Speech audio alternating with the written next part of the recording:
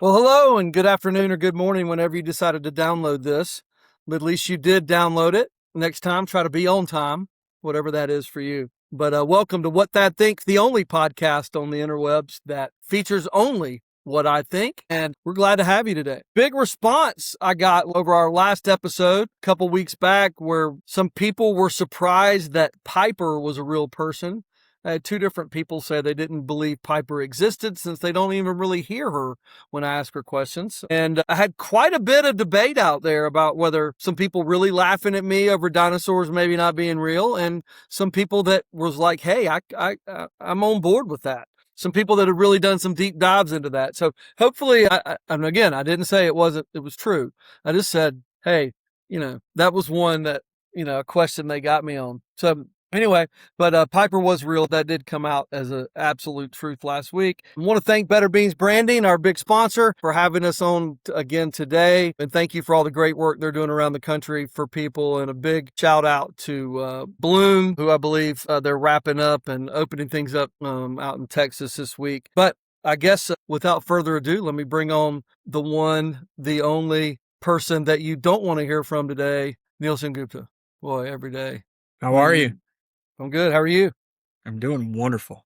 I think you were on to shout out Bloom, and I just took your thunder. So, what would It's you all like to great. say? All What would you great, like to man. say? Owner there, Kayla Linder, is doing some amazing things, got some exciting things for the education space and the childcare industry. And so hats off to her and congratulations on the new school opening in Austin, Texas. That's great. Yeah, good job. Good job, Bloom. Good job, Beans, on helping her out. I forgot one shout out. We have a loyal listener that's appears to be a few weeks behind every time I see him. But I got surprised at a high school football game this week with a box of Goobers and was, and evidently he found out that you could, I guess he thought you could go to a store and find Goobers. And even though I told all the listeners that they just don't exist in stores down here anymore. And he went and found me a box. Evidently he had to buy like a case of Goobers. So he has many boxes, but he gave me one, which seemed a little strange, Kurt. I'll be honest. Once you told me that you had a lot of Goobers, why did I only get one box? Or are you just waiting to sell them to me? Or like little favors I do for you, you'll give me a box of Goobers? I don't know. Anyway, way underrated snack. Took it with me to the movie theater this week to see Spider-Man. And the word is out on that movie. Hey, you know what? I didn't know. God almighty, I'm so old. I didn't know that the Tom Holland and Zendaya, or whatever her name is, were married. I mean, my wife and daughter looked at me like I had 8 eyeballs when I said, what? I didn't know that. But yeah, it was a good movie. I mean, I was dead tired. I'd played in a golf tournament all weekend. It was 105-degree heat index all day long. All I was thinking about was going home. I didn't play well. Was ready to go home, get some sleep. And my 18-year-old daughter calls and says, Daddy, let's go to the movie tonight. Let's go see Spider-Man. And I was like, woohoo, I had to go because your 18-year-old daughter doesn't ask you to do things very often. I wasn't excited, but then I thought about my Goobers and I got a little more excited. I was like, well, this is a good time to eat my Goobers. And then the movie ended up being really good and keeping me, dialed in the whole time. I actually give it a real fat thumbs up. Go see it. So this could become a new segment for you, just movie critic Thad. I love movies. And I actually go to the theater probably more than anybody you know. I'm sure I do. Very much so. You do. My whole family loves the movie theater. My wife, my daughter, my son really loves it. My dad loves the movie theater. Yeah. It's special. I didn't know there was a new Spider-Man that wasn't named Tobey Maguire. Yes, you're older than me, which is obvious by level of hair. It's looking good today, though, buddy. I don't see any of them. That's a handsome guy. Slick. Who you talking about, me? Yes. The guy you're looking at on the screen right now? Sure. Anyways, yeah. So, okay, I had some questions I had a few people wanted to know your take on this. And so as we kind of jump into some current events, this is not anything anybody wanted to know anything about what I thought, but they did want to know what you thought. And that is allowing trans people to be in the WNBA. So what are your thoughts on allowing trans athletes in the WNBA? I don't have many thoughts on that, but I'll take a position. Okay. What do you mean you don't have thoughts on that? You have 2 daughters. Certainly you have I do have 2 daughters, and their ability to compete in sport is if they ever get into a sport. I mean, they're cheerleaders, and so that's a sport, and I would like to see that sport protected for them. So I would say that my thought is that a trans athlete probably presents a competitive disadvantage to the women playing in that sport. Okay. However, here's the problem. It doesn't matter what I think. That the issue is it's a private league. It's not subsidized by anybody. I wouldn't buy a ticket to an that event. sounds great. You're taking like two opinions now, but like let's go. It's a private league, okay? But in that private league, you can't ban, like in the NBA, right? You can't ban Hispanics. You can't say no Mexicans in this league. Correct. Okay, that's right. Okay. That there's hiring standards. Yeah, and you can't say, no white people, no black people, no Mexicans, no Jews, but you can say no women. What does the league say? I don't even know that answer. Oh, Neel, you can't go here, buddy. You can't play dumb. Okay, so it's not on my radar. Put it this way: so can men go compete in the women's 100-meter dash? Of course not. No. Why not? And they're not going to. Why not? Why not? Because they will. They're doing it all over the country right now. They're doing it all over the country in high schools right now. There are trans men that have become women competing in track and swimming and all of these sports. So the fact that you've had your head buried or just don't want to really give an opinion here. I mean, no. You have my opinion. It's a very, very, very hard subject. I mean, I don't want anybody to ever feel like they don't have a place or they're left out. But at some point, you have to draw a line about whether there are obvious physical, superiorities that men have over women, and sports are physical. So let's just say that WNBA athletes are making $500,000 a year. How many men that are down playing at the local YMCA could make a WNBA team? A lot of them. A lot of them. But then it's not the WNBA. So instead of them making $25 an hour at the warehouse, they now go making $500,000 a year and taking that job from a woman. Yeah, bad news. That's not okay. And then it's not called the WNBA. Okay. Now, does it make me feel awful for the trans athlete that can't compete? I mean, I don't know. If they're good enough, they could make the NBA. Right? I don't want anybody to feel like they don't have a place. I want to make that clear because I do not believe that. But I do not also believe we have segregated sports and professional sports and Olympic sports into men's and women's divisions so that women can actually go compete because they can't compete with men. Very, very few. Now, could some professional Olympic judo wrestler, fighter beat me? Probably, right? But I'm older man. I'm an older man and not in my peak condition either. So like so I did, what I'm saying is we have segregated it so that there are opportunities for people out there. And I feel like that's something that we fought for years and years. This was only supposed to be what you thought, but I really just wanted to put you in a tough spot answering a tough question since you like to it's very interesting that some listener really wanted to know that opinion from me, but okay. Send me Send me their name. Well, you want me to call them out on air? No, when they ask me something in private? Yeah, shoot me an email. That's weird, Neel. That's weird that you'd want to call people out like that. Maybe I want to have a deeper discussion with them to find out why you want to call them. It's important. Okay, all right. What else you got? Now you want to move. Now you want to jump subjects, don't you? Please, gosh, yes. Okay, so I got three things. We've got midterms coming up. On elections, it's a big, lots of crazy stuff going on. Some of the stuff is just stuff I wonder about. Some of it, I just want to throw it out there. It used to be you had election day, right? And election day was a holiday and you went and voted. Okay. I'm with you. Tracking. Now, if we have had, I guess, a couple discussions on this podcast about people don't trust elections, and they don't. Whoever loses doesn't trust the election. That side doesn't trust the election. I think the biggest way to get people to trust elections is, number one, should you allow mail-in votes for anybody? Should you be able to mail your vote in? Neel says yes. Okay. Why? There's enough technology in the mail system and whatever that paper needs to be that the paper can be produced to prevent fraud. How is that? Because how? The same way the paper can be produced. I'm just filling it out right here. So I've got a piece of paper here and and I'm just going to fill it out. Like, why can't that person just go vote? Then maybe they can, but why should we allow it? You didn't just get that piece of paper. Do you qualified for it? Let me ask, which one do you think it'd be easier to cheat? In person or in the mail? In the mail. So why would you allow it? But easier doesn't mean that it's... No. Why would you allow it? If you just said two things. Number one, that person probably could go vote, right? Yeah. Yes. Okay. So they could go vote. If it's important to them, they can vote. I get that. Shouldn't it be like important enough to go? I mean, you're not American, so like it can't. I'm not being ugly.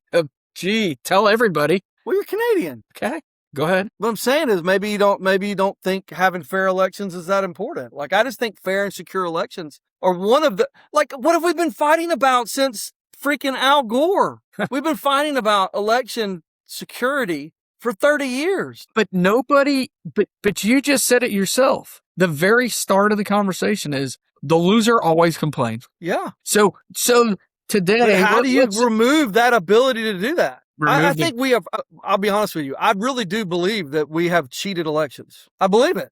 I mean, I don't care if it's 1,000 votes or if it's 1,000,000 votes. Mm-hmm. I believe that we have cheated elections. I don't believe we should be harvesting votes. And that's what they do for mail-ins, is that they harvest votes. So you can go down to a senior center where people don't go vote or aren't planning to go vote, or go to a homeless encampment where people don't plan to go vote and harvest their votes and mail them for them. I don't believe that I should be able to go down to a homeless encampment and give people $10 and have them sign their name to a voter log. I don't know enough about the process, but what you mail in a document that you qualified for, right? Ballot? Yes, unless and that ballot has your name on it.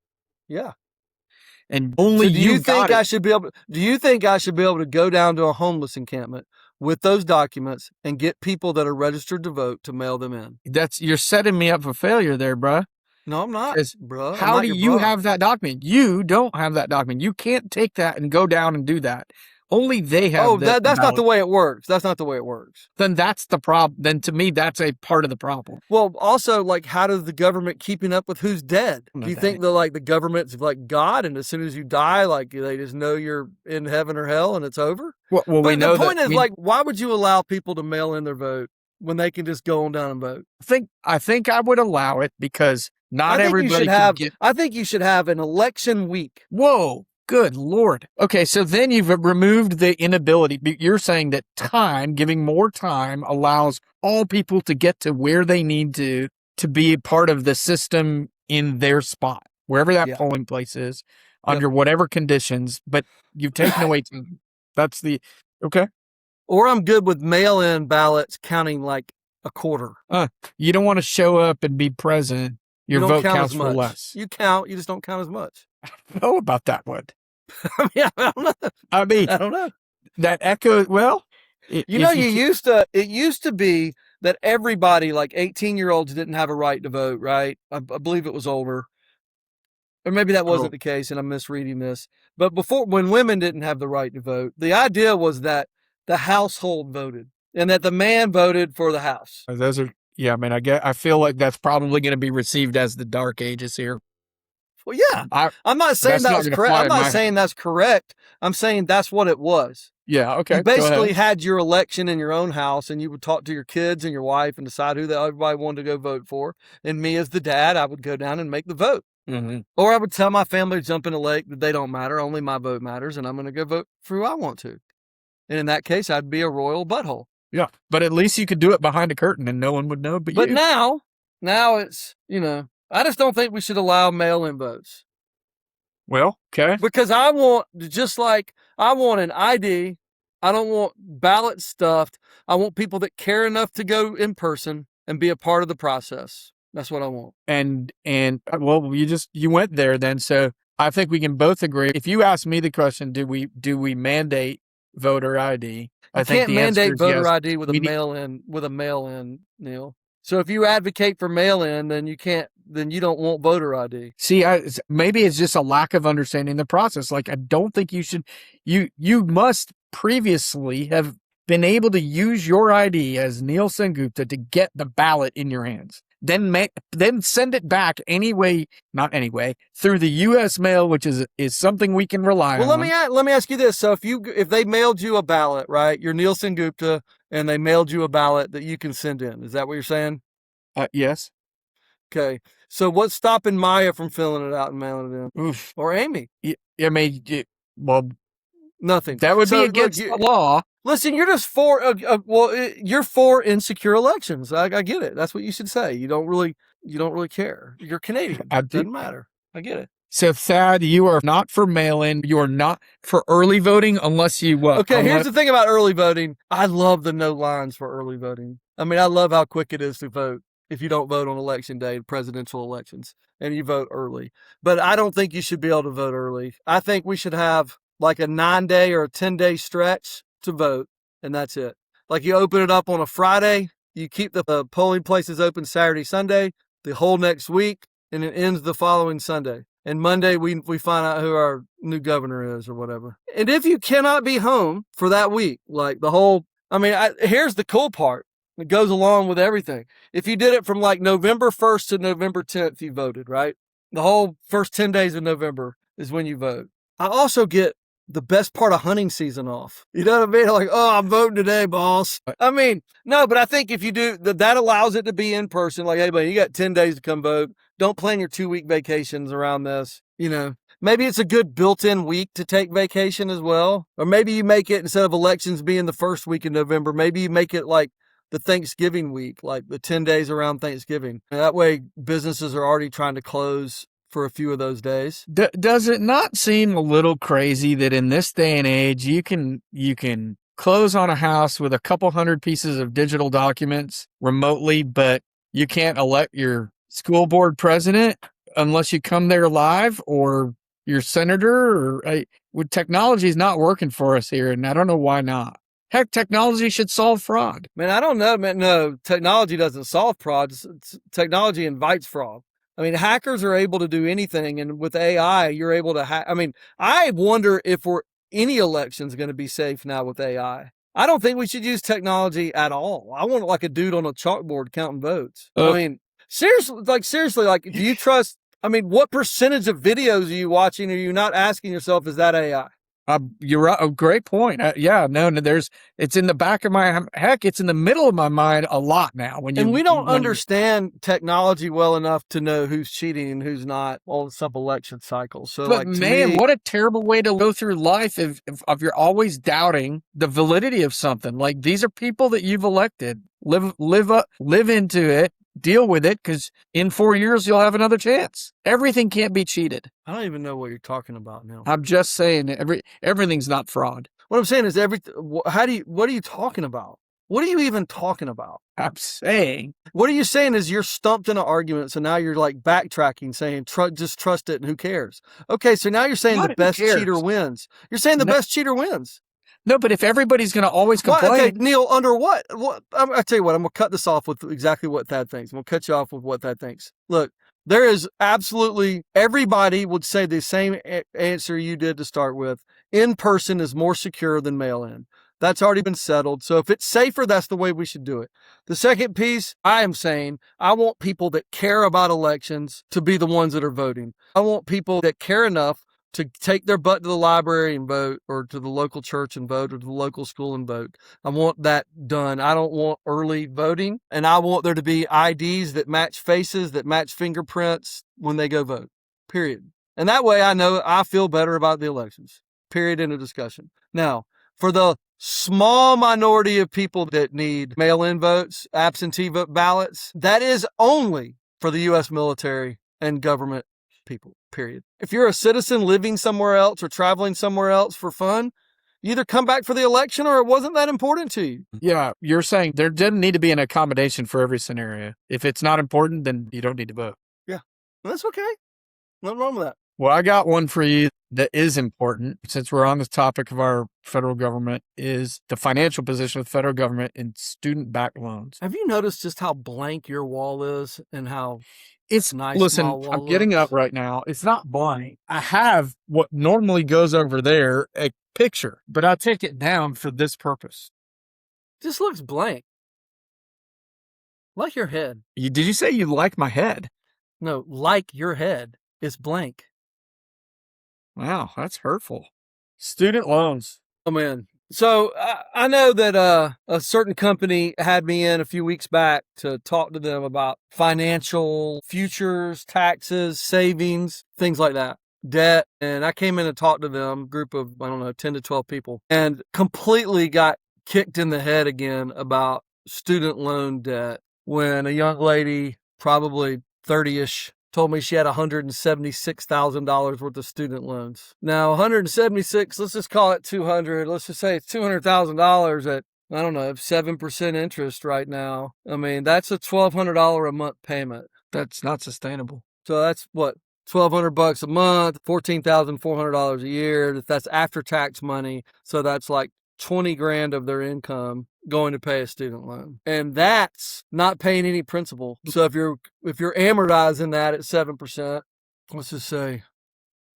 $144,000 at 7% for 20 years. Yeah, that's $1,200 for 20 years. Pay it down. That means she's 50. How about 10 years? Probably 1,500, 1,700. The biggest thing that's kicking me in the face right here is who the hell is lending students this much money? Neel, other than buying a home or a car, how many people do you know that can just go to the bank and borrow $200,000 to take some classes? I know none. Well, they won't lend on that. So why are these banks lending these students this much money? Because the government is incentivizing it. The government is subsidizing it. Subsidizing. They're paying for it if they go bad. They're backing the loan. They're saying, yes, schools, we want all these people educated, so we will back your loans for the ones that fail. Well, what percentage are in delinquency right now, Neel? What percentage of loans are in delinquency? Student loans. As dollars go, there's $220 billion in delinquent loans. $220 billion in delinquent loans, and that stands for about, I think it's 11 or 12% of all student loans are in delinquency, and it's over $220 billion. As a taxpayer, we will never make that up. Well, and the students will never pay it back. So, like, here's the deal. Why can't I be one of those banks so I can just make loans that nobody has to pay back, and if they don't, then I can just go down to my neighborhood taxpayer and have them give me the money for the loan? It is, I mean, I am 1,000,000%. You get rid of government-backed student loans. You got to get rid of them, period. Government-backed loans drive prices up. I mean, I looked up like Auburn University. It's a great school. It is almost $70,000 per year to go to Auburn University. That is a $280,000 degree. Before a fraternity, before a sorority, $300,000 to say you graduated from Auburn? No offense to my Auburn grads out there. That will never, ever. If you took $300,000, Neel, you can type this in. Just take $300,000. Go ahead. 30 years. How much is $300,000 worth at 30 years at 7% interest? $300,000 compounding, it doubles every 2 years. So in 40 years, when you're ready to retire, it's worth $4.5 million. Different way to invest $300,000 versus the degree. And let's just say you do something better. Let's just say $300,000 at 10%, which I think you could get in real estate. I think you can get that in a couple of places. How about at 10%? It's worth, oh my God, it's worth $14 million. What are we talking about? We need an educated country, right? Do we need them to take algebra again in college, Neel? Oh, no. Do we need them to take English again in college? Some people should take those things if they're going to become... Who? If you're going to be an engineer for NASA, you better take algebra in college. Why? You can just literally take a picture of the equation and stick it in the AI tool, and it gives you the effing answer. I think we are brainwashed. Now, look, you have a wife in education, so I'm not diminishing what she does or the value that she brings to her profession and the jobs these guys do. But it is time to rethink our educational system, which costs have gotten out of this world, and it's all antiquated learning. I mean, you might as well learn how to count on an abacus. Okay, so we've really transitioned this conversation, but I'm not transitioning nothing. I'm saying we've got to rethink how much college the government-backed loans have got to go away. It drives up. I mean, if you think about the two places the government subsidizes loans, schooling, and it's just all it has done is taken where the price of college has gone up like 200% in the last 20 years. And meanwhile, the return has not gone up 200%. Owning that degree, having that degree. Almost all of this information is available to you online. AI is capable of doing so many other things. Why in the world are we going to college and taking wasted classes at all? And now it's even like online classes. Most colleges, these kids are taking a percentage of their classes online, where one teacher can have 400 students, 500 students. Well, that price should be cheap. Taking classes that they already know that these kids took when they're in high school and passed. That's a problem. Well, you're paying for buildings and bricks. You're paying for professors' salaries. You're paying for a lot of things that are an older model. Yeah, we need to get rid of, we have got to, the colleges know that they can lend. They're going to charge whatever the government's going to subsidize them to lend. So if they can charge you 30 grand, they charge you 30 grand. As long as you can borrow 30 grand, they're going to lend you 30 grand. And the same thing has happened in housing. I mean, if you want to know why the price of housing, people are bitching about it. And like, I get all these younger people that have all this student debt.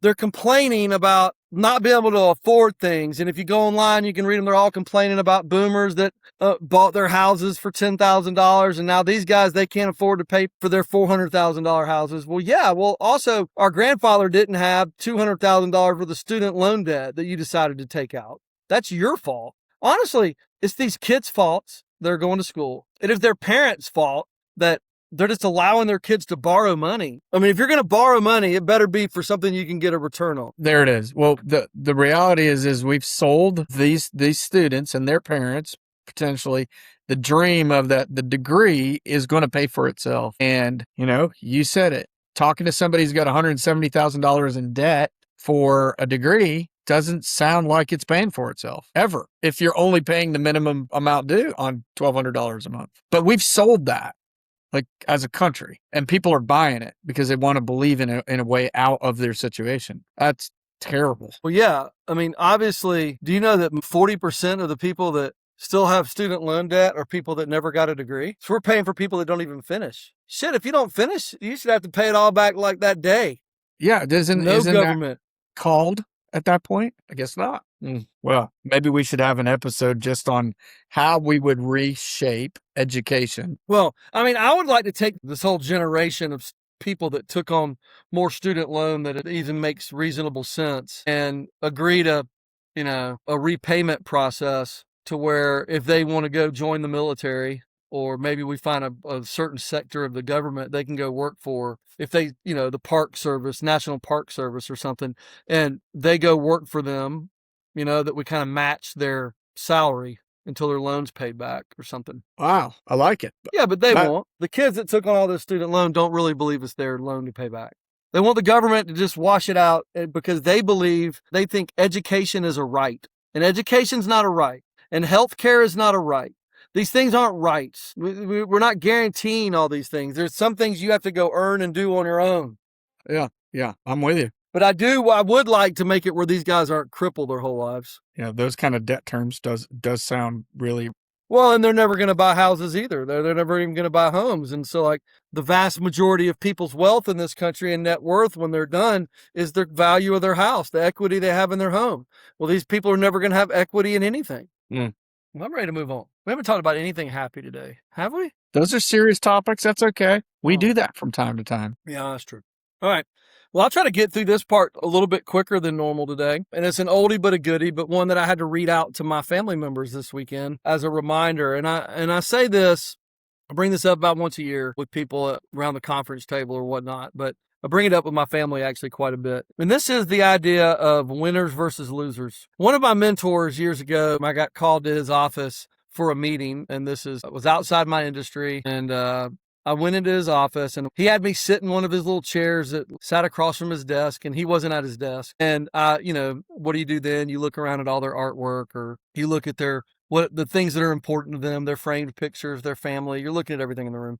And there was a scribbly sheet of paper that was framed up above his light switch at his door, and it was this thing that said winners versus losers. And I took a yellow sheet of paper, like, everybody that knows me knows I carry around yellow pads everywhere I go. And so I am frantically writing all these down. This is before we had phones that you could take a picture of, Piper. And so I'm writing them all down, and then I went home and I typed them. And I actually still have them, and I've made a bunch of copies through the years, and it looks like this, the little couplets. And you can still see up in the top corner here, like, this was done in like Word Perfect, which predated Microsoft Word. and it still says like feedback or comments or printer version.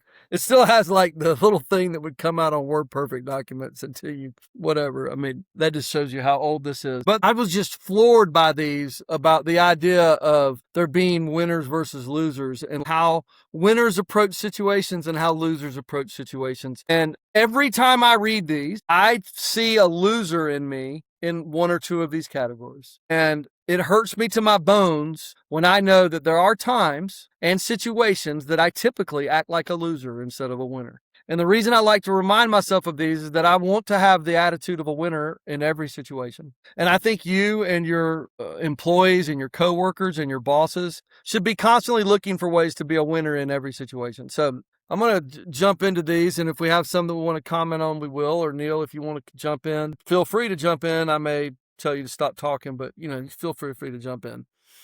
All right. So the first one is the winner is always a part of the answer, and the loser is always a part of the problem. And it's true. If you think about if you have a problem that's going on in your building, the winner is always a part of that answer. The winner in your buildings, you're going to call on that person to help you in some way, shape, or form to get out of the situation you're in. And the loser in your organization is always a part of that problem. The winner always has a program, and the loser always has an excuse. I was talking to my son, he's a college pitcher, and if he has a bad day pitching and he comes home and says, man, the umpire was squeezing me, shortstop made 2 errors, the coach doesn't know how to call pitches, the catcher doesn't know how to frame, man, what a loser. If he called me after pitching bad and those are the things that are coming out of his mouth, he's acting like a loser. If he calls me and goes, man, I couldn't command my fastball today. I was getting behind. I wasn't able to use my off-speed stuff. And yeah, I mean, there were a couple of errors, but man, those balls shouldn't even been in play. This week, I am working on fastball command.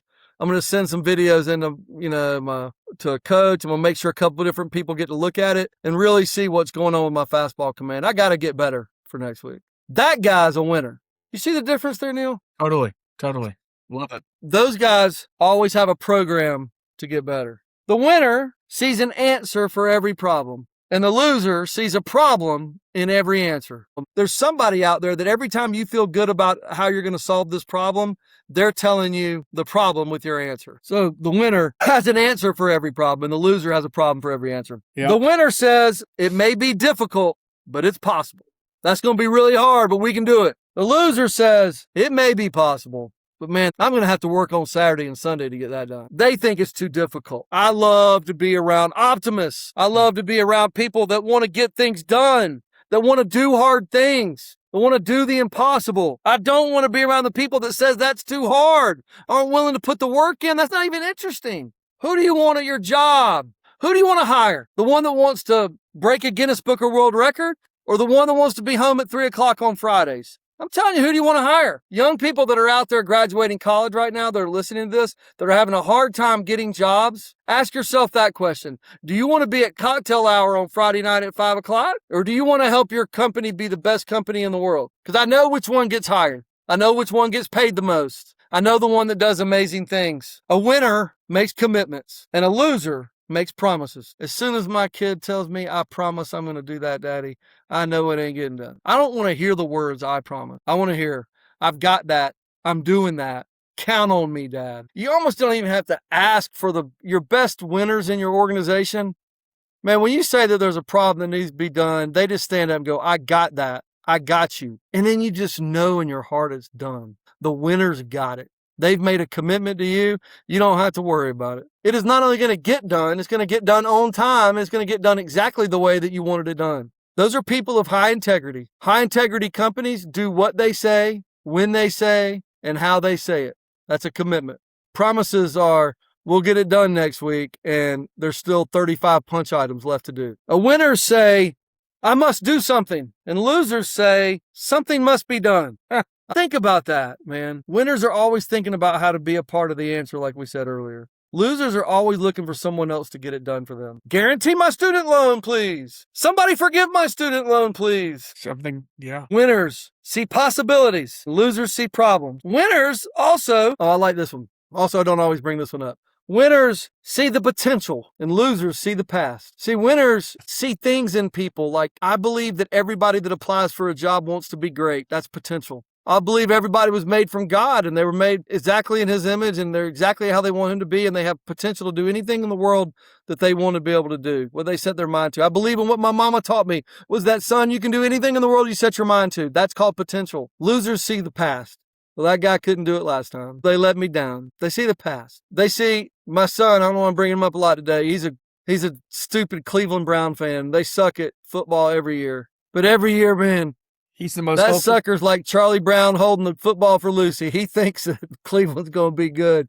He sees potential. A loser on that team just sees the past. They suck. They've always sucked. They're going to suck again.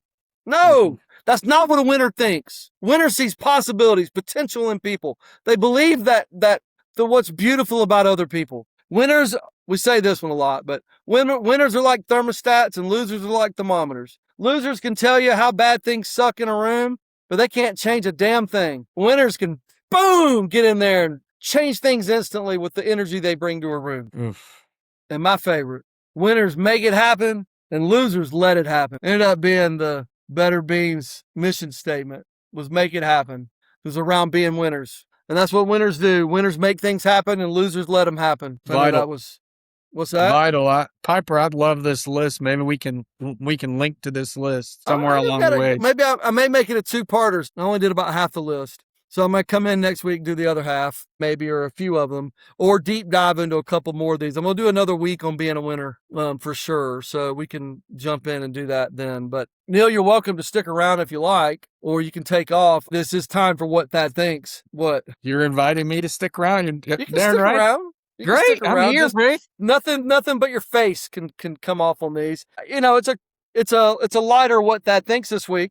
Since y'all know what I think about dinosaurs. Piper, do you know the song Dinosaur? What songs do you know about dinosaurs? Oh, it is a Hank Williams Jr. song. You know the really old dinosaur song. Hey man, them ain't high heel sneakers. And they sure don't look like cowboy boots. Yeah, that's Dinosaur. What's happening right now? All right. So, hey, we're going to rank these things this week. I've got a ranking. Since we've got college football starts this coming up Saturday, I'm going to rank top 10 hobbies. Top 10 hobbies to have. And I tried to be really open-minded in this, since I'm famous for being open-minded. But I'm trying to be open-minded in getting what I think would be a broad look at healthy hobbies or good hobbies to have for happiness. And I'm going to go and give you a couple honorable mentions. Okay, so honorable mentions, I have rock climbing. Honorable mention. You know, great hobby for not everybody can be a rock climber, really, so it's not all inclusive. You have to be able to travel typically. You have to buy a lot of equipment. That's not that big of a deal, but it's not safe for some people. And if you have kids, probably not the best hobby if you have kids and you come home dead. Yeah, so we're going to give it an honorable mention, but it's very good exercise. And I love anything that's outside hobbies. I give a nod for it being outside. Get a little vitamin D in your life. All right. I'm also going to give honorable mention to cooking. And I love to cook. I am a cook. I am, the best cook on this podcast for sure. And I think it's a great hobby. I do think it's a great hobby. However, you also need it to survive. So it's also like saying driving's a hobby. Like, I get it. Driving can be fun. It can be a hobby. Cooking can be fun. It can be a hobby. But really, it's a necessary. It's like saying walking, right? You got to walk. So no. Cooking, honorable mention, good hobby, not there. Reading, I don't know. I mean, I do think reading is cool. It's not a hobby. It's something you do to fall asleep. It's something you do to get a suntan, and so you don't have to talk to people on a plane. I mean, these are the times you read. I do like to read. I do think it's a good hobby. It's just not in the top 10. Honorable mention. Also, honorable mention, only because I want to trash it, is gaming. Look, playing Madden or Call of Duty or whatever you play, that ain't a hobby. That's an addiction. That's just on your screen. That is the not so honorable mention to that. Art, I guess you know what? I'm going to put art and crafts together, and I'm going to put them in the number 10 spot. Arts and crafts. Wow. Yeah. Arts and crafts, number 10 hobby on the list. I think people doing useful, cool things with their hands, even if it's creating, I think girls a big hobby now is they make these posters like on butcher paper. They get like that brown butcher paper and they make like happy birthday posters for their friends. And you don't know this, Neel? Not at all. Piper, you know what I'm talking about, right? Like making posters, like the brown butcher paper. Yeah, banner. They make banners and stuff. And I think that's a cool hobby. That falls into arts and crafts. I think it's constructive. I think it brings happiness to the world. Just like I think some art brings some happiness to people. Oh, yeah. So I'm going to say arts and crafts, number 10, hobby to have. Number 9 on my top 10 hobbies to have is going to be board games and card games. Board and card games at number 9. Now, I may get some flack over that of being ahead of art. I get it. But I'm not talking about art as a profession. I'm talking about art as a hobby. Like, you're not selling your masterpiece, French Impressionist, or some massive sculpture. You're like at the pottery class downtown. That's what we're saying. Arts and crafts is 10. I'm talking about Monopoly, Sorry, Pictionary, Trivia, Balderdash, Mahjong, Rummy Cube. I'm talking about millions of games that bring so much happiness to people and make you smarter and better and quicker and faster. Keeps your mind sharp. Card games you can gamble on. Games. Number 9 hobby to have. Game. Number 8, boating and water sports. Get outside. Now this is kayaking, canoeing, skiing, surfing, driving your boat, whatever that may be. I lost you, Neel. What are you doing? Put on your captain's hat. Keep going. This is why I don't include you in this segment. You can't minor stay focused for an hour and a minor half. technical issue. Okay. So Boating. I'm with you. Boating and water sports. Number 8. Number 7, tennis. And I'm going to kick pickleball out. Real tennis. Pickleball is now honorable mention. Okay. For its lack of athletic virtues. Boy. And tennis Let is the in. comments come. Well, every pickleballer is going to tell you they ain't, but they don't have to move around too much. But pickleball's out. It's in the honorable mention. Tennis is in at number 7. Number 6, sewing and crochet. Sewing, crochet, needlepoint. First off, they do some pretty cool stuff. Interesting that you pulled that out of the art category. Well, fixing a pair of pants with a hole in them is not the same as... Is that a hobby? Well, if you could do that hobby, it allows you to do these types of things, right? Okay. Continue. I mean, sewing, like, my mom sewed our curtains and made all my child's nurseries curtains. Okay, I'm tracking. Like, Piper, how hard is sewing, for real? Have you ever used a sewing machine? It ain't easy, is it? To be good at it, Piper just likes to disagree. Like, sometimes she literally problem for every answer. That's like couplet number 3 from earlier. That's you. Sewing and crochet. That was number what? 6, right? 6. Yep. Number 5, fishing. Now, if it was catching, I would have made it higher. But just going out there and trying to catch a fish and not catching a fish, that kind of sucks. But getting out there, I mean, if you are an expert fly fisherman and you tie your own flies and you go do, that's almost like an art. I mean, those guys are unbelievable. But just getting out there, your grandpa and a cane pole and a worm and dropping it in the water and catching fish. How old man, are you? A cane pole? Huh? A cane pole? You don't know what a cane pole is, do you, buddy? Do you? You're such a grandpa. Go ahead. I learned how to fish with a cane pole. I bet you did. I did.